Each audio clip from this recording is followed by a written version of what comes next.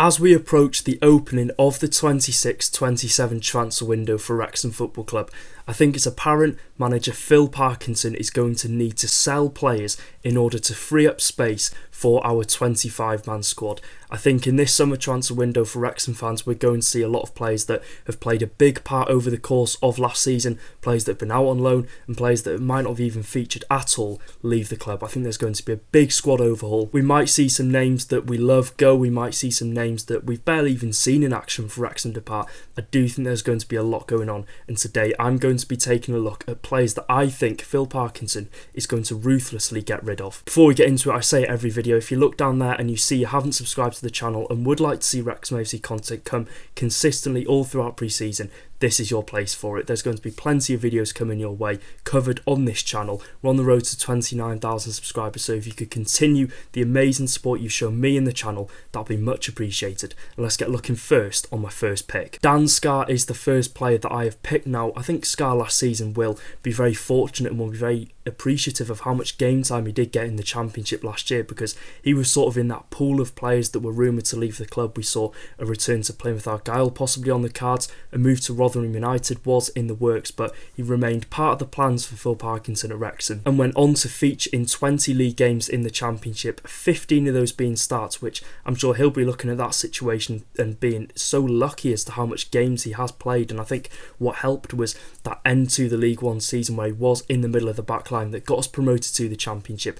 That form and that consistency carried into the Championship, and he put in a number of really good performances. Considering how inconsistent his game time and his time in the starting 11 was for Wrexham, I think he'll be happy. Phil Parkinson will be slightly happy with the performances that he did put in. I think if you are looking on the whole as well, Dan Scarr, there'd be times where he'd play one game, then he'd be out of the squad and be out of the lineup for the next month and a half, and then he'd jump back in for a run of games. So that consistency in the starting 11 didn't really help him. And I do think on Dan Scarr's behalf, his performances were solid, but this season I do think Phil Parkinson is going to be ruthless in terms of changes in that defensive department. We saw how leaky we were at the back last season at times. 65 goals Wrexham conceded across the board of the 46 games in the Championship, which is 6 more than relegated Oxford United, which again, for a team that wants to get up to the Premier League, we can't be shipping that many goals.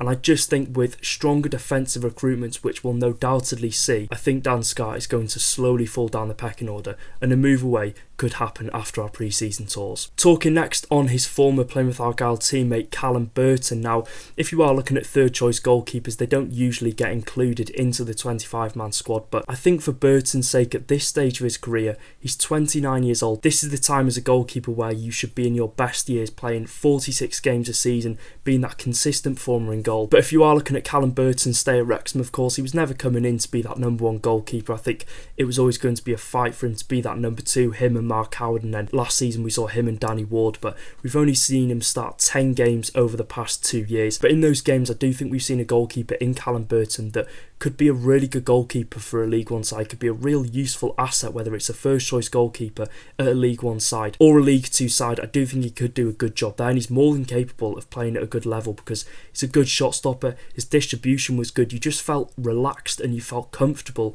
when you did see Callum Burton in goal. Like I said, from crosses he was good, but I do think with a good run of games at a club, whether it be on loan or on a permanent move next season, it could do him and his career the world of good for the future years to come, because at 29 years old you've got a limited number of years ahead of you. You need to make the most of it. And I think as well, if you are looking at the situation for Callum Burton at Wrexham, he's contracted until the end of next season, so whether Phil Parkinson will keep him on for that remaining year or will look to loan or sell him out is a question in itself. Would you keep Callum Burton, or would you like to see him leave on loan or on a permanent deal? Talking next on Super Paul Mullin. Now, I do think it is inevitable in the next coming weeks that the departure of Paul Mullin this summer will happen, and I think it's going to be the end of a magical era for Paul Mullin in a Wrexham shirt. We saw those 2 loan spells last season in League 2 across the board for Wigan Athletic at the bottom end of the table, and at Bradford City for the second half, where he was in a squad that got knocked out in the League 1 playoff semi-finals to Bolton Wanderers. And if you are looking personnel wise for Paul Mullin across those 2 stays, it didn't go too well. It didn't go well at all. And I don't think there's any sugarcoating the fact that Paul Mullin's spells last season were completely unsuccessful. He featured in 29 league matches across the board,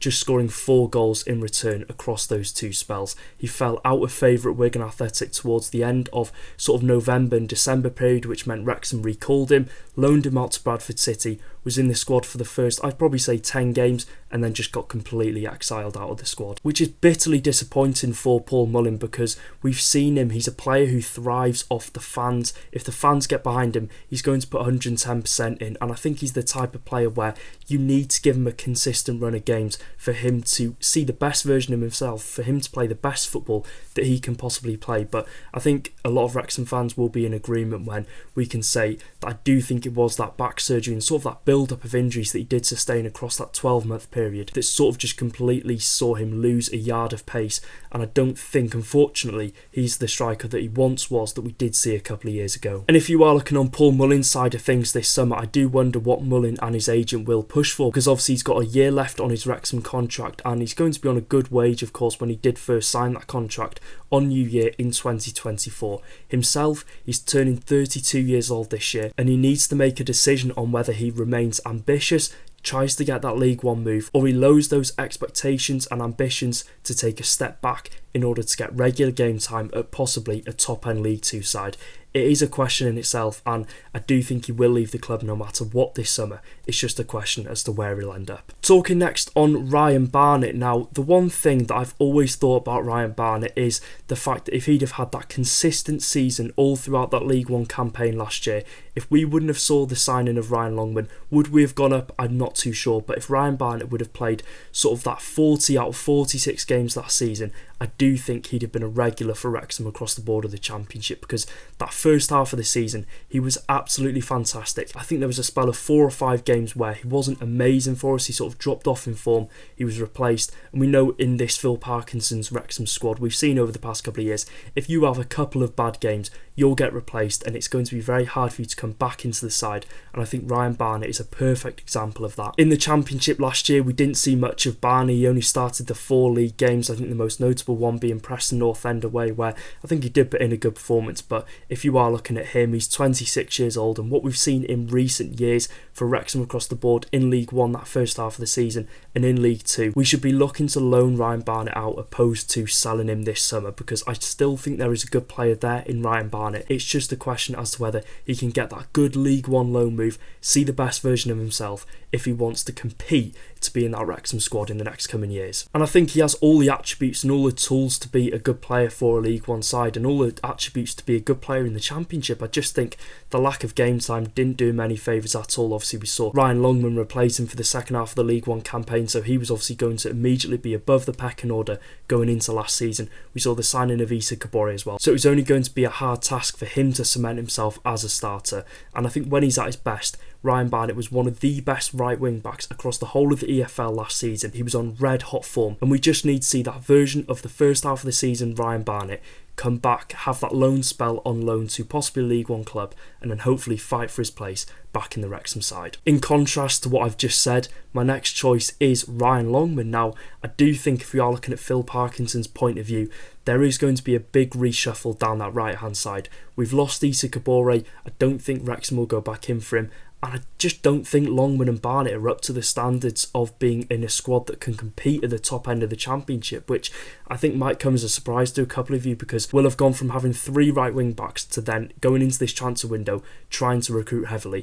I don't know if Phil Parkinson will get rid of all 3. Of course, we've lost one. Whether he'll keep either Barnett or Longman, I think there is a big possibility of that. But if I was in Phil Parkinson's shoes, and if I was being ruthless and wanting to take Wrexham up to the Premier League, I do think we should get rid of Longman. I think our depth down that right hand side needs to be a lot stronger, and we need players that can take us up that one step further to possibly competing in the playoffs and possibly competing for automatic promotion next season. Now, I think if you are looking at Ryan Longman's side of things for Wrexham, he signed in January 2025. We've seen good glimpses here and there over time at his course at the club, but I think at times he can be quite one-dimensional, and he doesn't offer an awful lot of creativity going forward. I don't think his crossing's the best. I do think Barnett is a better crosser of the ball, and I think just going forward, he does lack some some of the attributes that, Issa Kabori did have, that can be that right wing back, that can score, that can assist. We didn't really see much of Ryan Longman in the final third last season. And again, I think like Ryan Barnett, it would be a case of looking to loan Ryan Longman out in the upcoming campaign. Of course, his contract does end following the conclusion of the 26-27 championship season, and I think making a decision on his contract when it does expire next summer is going to be the sensible thing and the sensible decision for Phil Parkinson to make. Whether a club will come in for Longman on a permanent deal this summer, I think, is another question. If a club did come in, for example, say a championship side, a top end League One side, and said, look, we're going to offer him, a 3-year deal, we're going to offer you X amount, I do think Wrexham would be looking to sell. But if no club comes in for him on a permanent deal, we should be looking to loan Ryan Longman out, because if we do want to be ambitious and if we do want to have a squad that's going to compete, then I do think we will see some of the likes of Ryan Longman, Dan Scarr depart the club. And my final pick of the video is Conor Coady. Now, with Coady being on a reported £20,000 a week at Wrexham, he won't be in any rush to go anywhere at all this summer, and rightly so. I wouldn't as well if I was on that much money a week. You're looking at £80,000 a month for Conor Coady, but if Wrexham are looking at this for squad reasons and for financial reasons, we just simply cannot afford to keep Conor Coady. If he'd have had a good season across the board of the championship campaign, you'd be looking to keep him, and that £20,000 a week wouldn't look so bad. But you only started 5 league games this last season, and those 5 games were enough for the fans and Phil Parkinson to make a judgment on where he stands in this Wrexham squad, and that is nowhere to be seen. Whether it's on the bench, whether it's in the starting lineup, Conor Coady was nowhere near that last season, and we saw that with his loan spell on loan to Charlton Athletic. If you are looking at his performances, we shipped so many goals in the opening 5 games when he was in the back line, and I'm not putting all the blame on Conor Coady, but when you look at his personal performances, he just lost that yard of pace. I think the one that sticks out for me is that game against QPR where he was in that foot race with one of their strikers. I think he had probably a 10-15 metre head start and got completely outpaced. His defending as well, side on, he turned like a cart horse. And, I might be being harsh, but these are our players. These are players that are on such a big wage at the club, and if they're not up to the standards of performing in this Wrexham side, we should be looking to get rid of them. And we can be harsh because, we're paying them so much money and they're not meeting those ambitions, and they're playing to a standard which I don't think Conor Coady wouldn't have looked out of place in a League 2 side last season. So it is going to be a question as to what happens with his future. You are looking at his loan spell at Charlton Athletic. He started a number of games in central defensive midfield where I do think he had a couple of good performances for them, so it's a question as to whether Phil Parkinson will want to experiment that in pre-season. Obviously, Coady seems like a really nice person, one that can be a good ambassador for the club and one that I can see being a very good coach in the future, but in terms of his Wrexham career, I think it will be the end this summer. So that is it for today's video. If you did enjoy, make sure to drop a like. Do you agree with me? Do you disagree with me? Let me know your thoughts in the comment section down below. Who would you keep? Who would you sell? Make sure to like, subscribe, do all that good stuff, and I'll see you in the next video. Take care, guys. Up the Championship Reds.